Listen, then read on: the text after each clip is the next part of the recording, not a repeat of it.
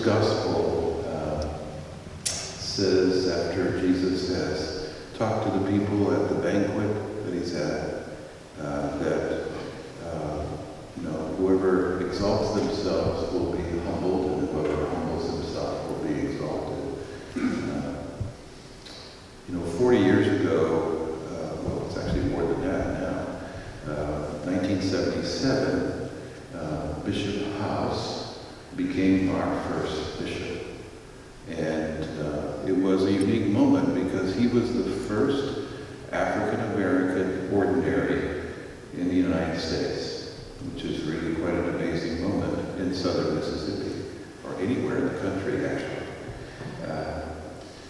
And of course, Bishop Morin was our third bishop, and he came from the Archdiocese of New Orleans, which is right next to us, very close.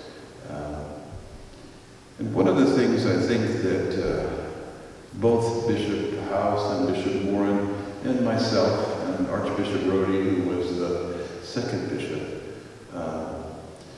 this reading becomes special to us as bishops. Yes, we do wear the mitre and we do have the crozier, so we have the signs of authority and the signs of power.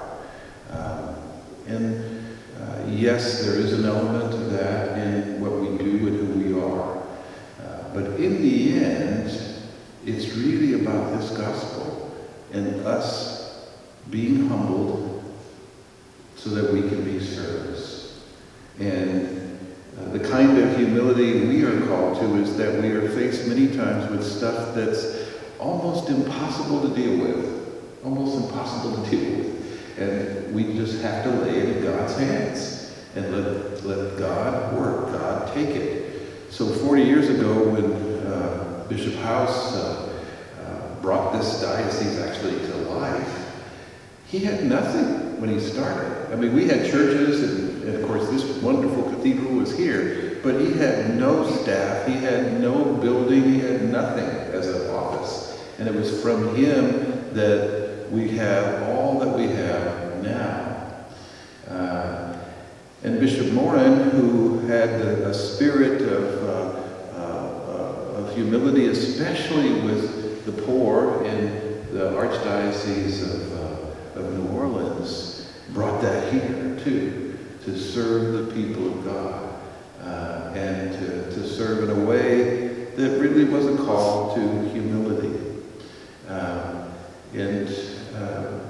I found the same thing to be true for me, and I think in the end, if a bishop is really honest, that's what each of us faces too in life. That stuff happens that is almost seemingly impossible. It can be in our family, it could be in our work, it could be in our spiritual lives, it could be in many different ways, and yet God is present, and God invites us to humble ourselves and place it in His hands.